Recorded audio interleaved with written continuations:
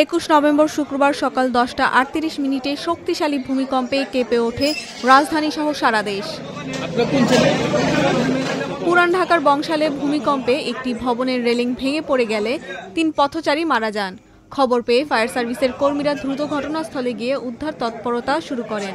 পুরান ঢাকার বেশ কয়েকটি এলাকায় ভূমিকম্পে বেশ কিছু ভবন ক্ষতিগ্রস্ত হয়েছে। এই ঘটনায় বেশ কজন আহত হয়েছেন বলে খবর পাওয়া গেছে। এখানে 1-150 মানুষ ছিল।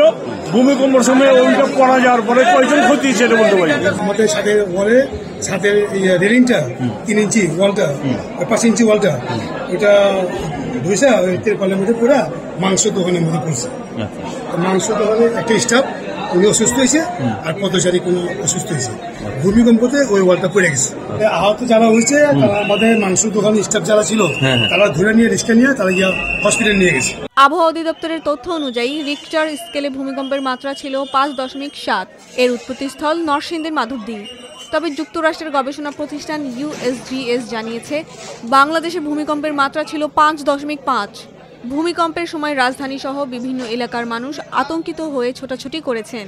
বাসা থেকে দ্রুত সিঁড়ি দিয়ে নামার সময় অনেকে পড়ে আহত হয়েছেন বলে জানা গেছে। এদিকে চাঁদপুর, নীলফামারী, সীতাকুণ্ড, সিরাজগঞ্জ, নারায়ণগঞ্জ, পটুয়াখালী, বগুড়া, বরিশাল, মৌলভীবাজারে ভূমিকম্প হওয়ার খবর পাওয়া গেছে।